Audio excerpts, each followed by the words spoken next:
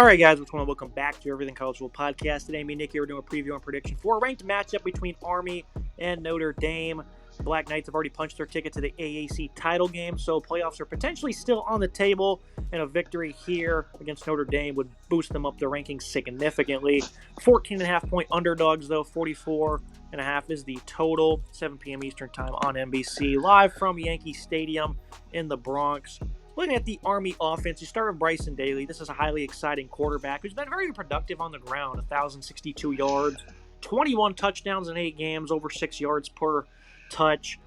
He's also done a pretty good job passing the ball, too. 80 yards per game, 7 touchdowns, 1 pick. You know, it's kind of like when we talked about Navy in this game a couple weeks ago, how the teams, they don't just run the ball purely. You know, they're airing it out a little bit more, throwing it with more attempts per game, and, of course, having a lot more success as well. Bryson Daly was out for Air Force's game. The offense certainly struggled a good bit. Came back against North Texas, won that game 14-3. So the offense is kind of sputtering coming into this game, Nick. They do have a week off. Allows Daly to get back to full health, and I certainly think that they can be more efficient than they have recently showcased. One thing that Navy did is they had so many turnovers. They shot themselves in the foot in the most disastrous ways. You can't do that in a game like this, so Daly's going to have to be clean, Nick. He's not going to have to let the pressure rattle him, and it seems like Navy kind of let that pressure get to him a little bit, and that's why they got blown out. Army, I think they played a clean game. They can play a lot closer. You're certainly right. You cannot make mistakes against this Notre Dame defense because they will punish you once they get the ball on offense. You cannot let the moment be too big for you if you're Army, and that starts with Bryson Daly, the signal caller for this team. He's having a really good season. You rattled off the stats there, right? 21 rushing touchdowns plus 7 passing touchdowns. In this day and age, Army and Navy, I think, are both learning that they have to be a little more effective as passing units. They cannot just run the ball over and over again like they did in the past. The game has changed a little bit. I think they're going to start to see that this is going to be more of the norm from Army and Navy in the future, where their quarterbacks will be a little bit more of a pass. It's still going to be, predominantly running. It's still going to probably be 70-30 in terms of running the ball from the quarterback, maybe 60-40 depending on each single year. I know in the past, Navy's had a couple of quarterbacks that were okay. Army hasn't really had a passing quarterback that was this strong as Daly is in a very long time. 644 yards, 56% comp rate, and only 1 interception this season on 51 attempts. Still a low number of 51 attempts, but higher than we've seen in previous years. I like what this Army offense has been able to do. They still have the opportunity to grind out and chew clock, which is still a big key thing, which is why they might be better equipped to win this game than Navy was. You saw against North Texas, they had an extremely long drive. I forget the exact statistics on it, but it was a very long drive at one point in that game that really did help them control, set the tempo for that game, which I think is something that you want to see from this Army team if you're a fan of. Yeah, they went 21-play drive for 94 yards and 14 minutes. That's the type of offense that you want to see if you're Army, where you control the clock, do not allow Notre Dame the chance to put up points on the board if you want to be competitive in this game despite the lofty spread. And with Bryson Daly leading the way, this Army offense certainly can make that type of play where they can chew clock, have long drives, because he does have the ability to pull a rabbit out of the hat, throw a nice deep ball, and hit one of his receivers. Yeah, we talked about Navy and how they're more of an explosive offense this year. They're like 80th in time of possession before coming into that game. Army is second, so they're certainly going to look to have more long-lasting, effective drives, 335 rushing yards per game. Of course, Daly at the forefront of that. This isn't your typical triple option. There's not many guys that get touches. It's really the Daly and Kanye Udo show. 856 and 9 scores as the top running back here. Noah Short, he's going to be your second leading rusher. Over 10 yards per carry this season. He's also been a highly efficient pass catcher. Doesn't get many touches, though. I mean, against ECU, only 2. 1 against Air Force, had 6 against North Texas, where he was efficient in that game.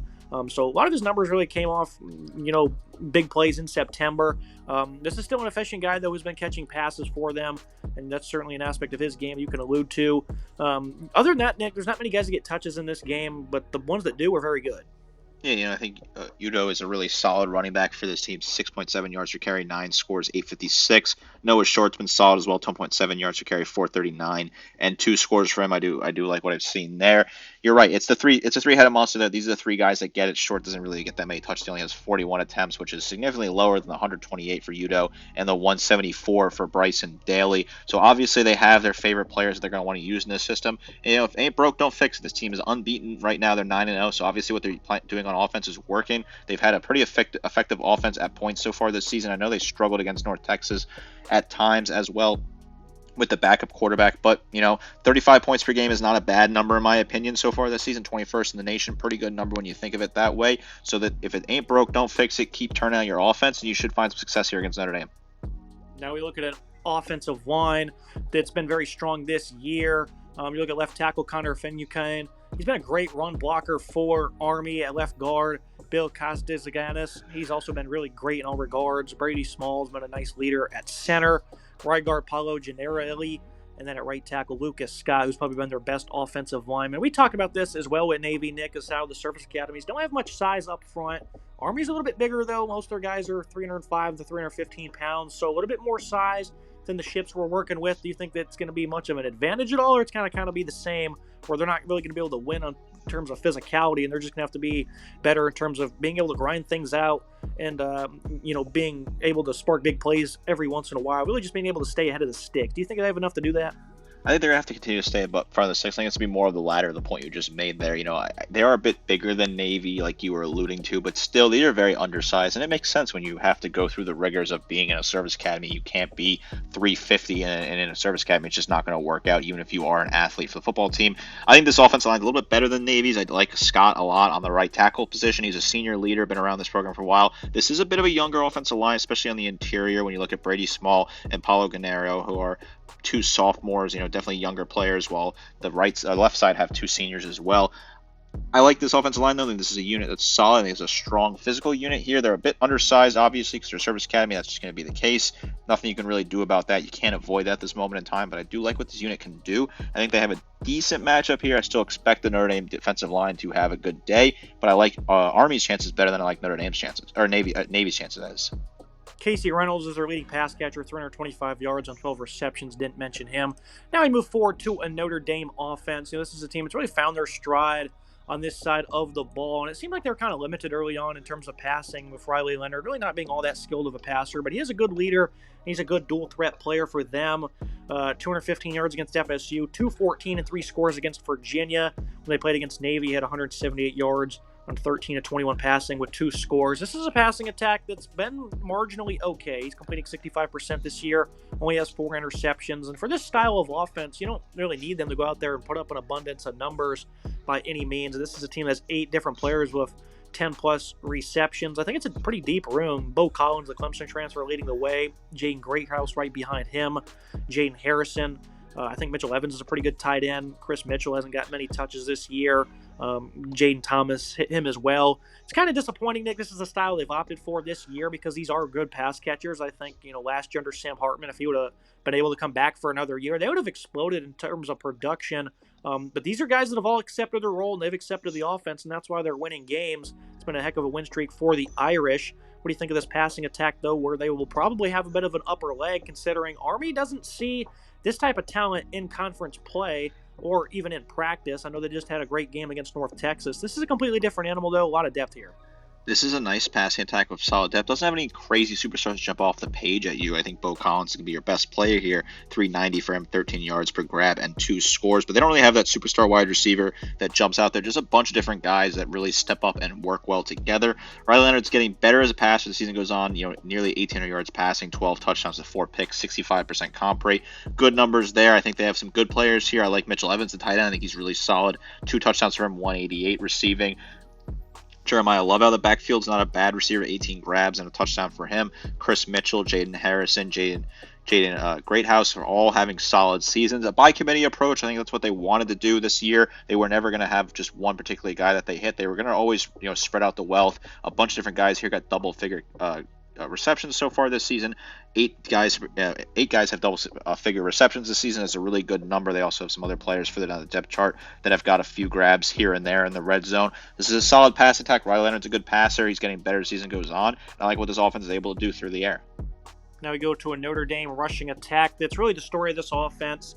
They haven't really been stifled all that much this year. I mean, their worst 2 games were against Louisville and then the loss against NIU back in week 2. I mean, they had 200 yards on Notre Dame, or Texas A&M, that is, back in the opener. 4 out of the last 5 games they've had 200-plus rushing, and that includes 265 against Navy. This is a team that's just been pounding the rock efficiently, Nick. 6 yards per carry. That's no fluke. It seems like they do that in every single game. When you look at the numbers, Jeremiah Love, 720 and 12 touchdowns. He's been great. Riley Leonard, of course, his dual threat nature, 641 and 13 touchdowns. He's phenomenal as a runner due to his size and his elusiveness as well. Only had 8 carries last week, so they kept him kind of fresh against Virginia. Didn't have many yards either. And, of course, you throw in Jadarian Price, who's very good himself, 487 and 4 touchdowns. I mean, this is a heck of a rushing attack, Nick. They have a great scheme. They have nice physicality as well. The efficiency is off the charts, and this is a very good Army run defense. Do you think Notre Dame has enough to outmatch them for the day like they did against the Ships?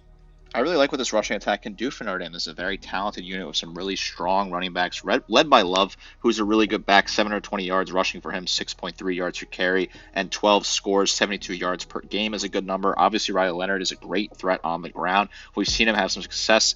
He's getting better as a passer, but you can't forget he's still a really strong runner. 641 yards rushing for him, 6.2 yards per attempt, and 13 scores. Good numbers there. Jadarian Price, 487, 7.3 yards to carry, and 4 scores. Good numbers there. A couple other backs have some touches as well. This is an effective rushing attack, right? They have a good balance here between the passing and rushing. I really do like what I've seen out of this Notre Dame rushing attack so far this season.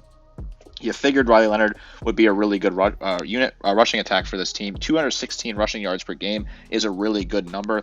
The passing at 200 yards per game, very balanced. Obviously, passing yards a little bit less in terms of being as a high-ranking statistic with 98th in the nation. But 12th in the nation rushing attack, balance there, very good balance, really solid offensive balance in my opinion, and they have a strong offensive line as well. It's helping out despite some injuries. I do like what this Notre Dame offense has been able to do on the ground, and I expect they'll have a solid day against a weaker front seven from Army that just doesn't have the size to really compete with the offensive line. Yeah, this offensive line's really seemingly found its footing. Anthony Knapp at left tackle, a true freshman. He was supposed to be a third stringer this year. Still having his issues in pass protection, but in terms of run blocker, he's been adequate. Sam Pendleton at left guard, like what he's bringing to the table at center. Pat Coogan's having a great year. The right side's much better. Rocco Spindler at right guard, a veteran. The right tackle, Emil Wagner. So this is no line that really is finding its stride, I think, at the right time. Moving to the Army defense, obviously these numbers can always be skewed when it comes to the service academies because they're just not on the field as many plays as some of these other teams are. It's very rare when they're on the field for more than 60 plays. Haven't allowed over 400 yards once this year, though. I mean, they've really been stifling opponents. Only a combined 6 points allowed over the last 2 games.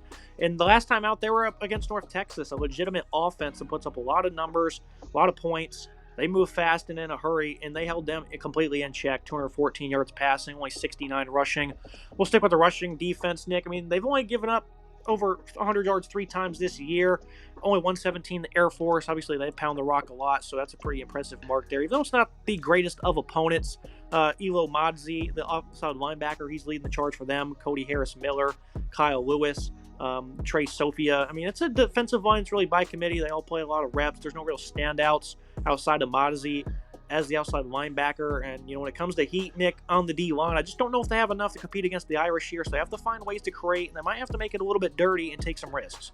They're going to have to take some risks here. I think that's going to be the best way to be involved in getting this pass rush to have some success here. Kyle Lewis is a solid player on the defensive line, 24 total tackles, 4 sacks for him. Good numbers there. Cody Harris-Miller is not bad, 22 total tackles, 5 tackles for loss, 2 sacks. Andre Miller, 11 plus tackle for loss. Jack Latore has 10 and a tackle for loss, while Trey Sophie is a solid player as well with 9 total tackles, 2 tackles for loss, and one of those being a sack. I think these numbers are solid so far this season, but not anything super impressive.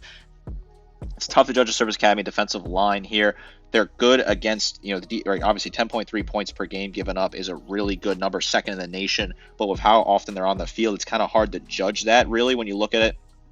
In my opinion, this is a unit they're going to have to be big in this game. They're going to have to stuff the run because, Notre Dame's going to want to run the ball. We saw NIU have success against the run against Notre Dame earlier in the season. That's kind of the blueprint that Army wants to follow. Can they do that? I'm not so sure.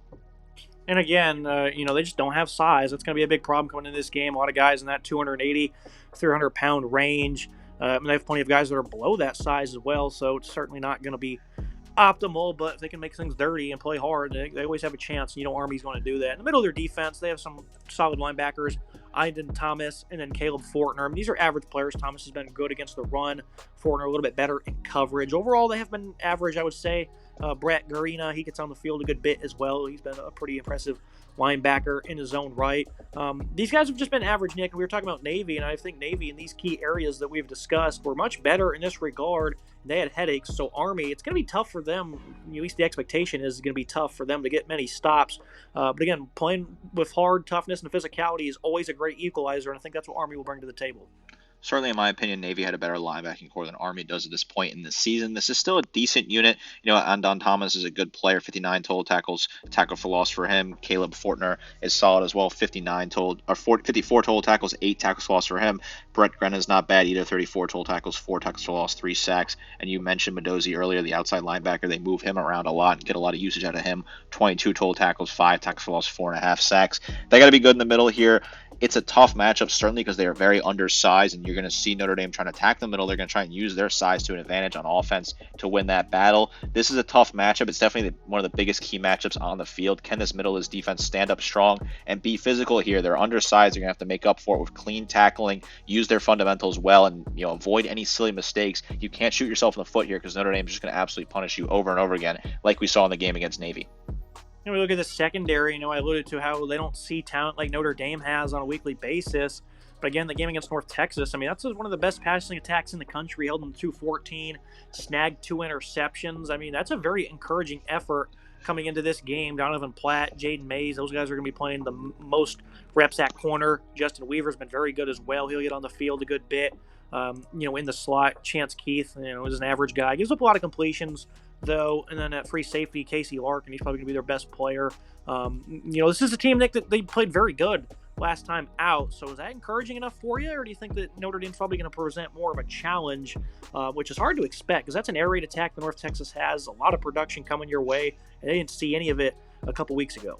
It certainly changes some of the perspective for me when you look at how they're able to really stuff and shut down a North Texas passing attack that is absolute dynamite. This is one of the best passing attacks in the country, led by our veteran quarterback that's having a really good season, and they were able to shut him down, pick him off twice, which was really solid, hold UNT's total offense to 283 yards. That's a really good showing in my opinion, and it certainly could be a blueprint for them to work on in this game. Donovan Platt's been really good this season, 8 total tackles, 2 picks for him. He's a really good coverage asset. I like what he's been able to do. Jaden Mayers as well has been really solid, 15 total tackles, 2 tackles for loss, 3 picks, 2 pass breakups.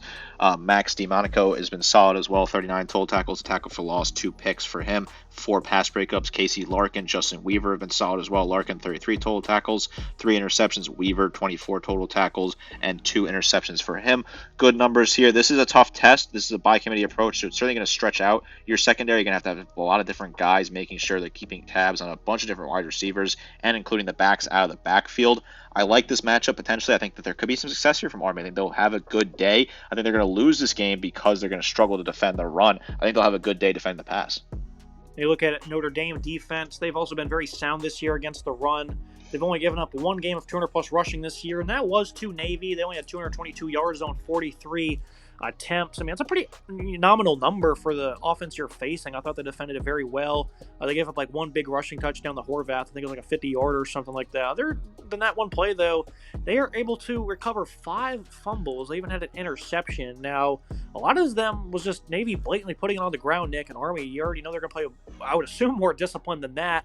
So I think this is an extra challenge for this Army, the ND run defense. But, they're built for the test. Riley Mills, Howard Cross, one of the top interior duos in the country. Joshua Burnham's been great as a run defender off the edge. RJ Oben as well. Plenty of different guys to get on the field, like Bryce Young, Donovan Heinisch. None of them have really been standouts up until this moment yet. But I like what this D-line brings to the table. In the middle, the defense has also grown immensely this year. Jack Kaiser's having a phenomenal year. A veteran leader that's certainly going to have them in the right position. Drake Bowen, a young cat that's having an outstanding season. Then Jaden Osbury as well. What do you make of this front 7 here, Nick? Because Marcus Freeman, I think he has a picture-perfect game plan of how to defend these defenses, but they did give up that big play to Navy, and it seems like they kind of got bailed out by some turnovers where the game might have been a little bit closer if they would have, just held on to the rock. Certainly could have been a closer game if Navy wasn't shooting themselves in their foot, and I do agree. I think Army will be certainly more disciplined.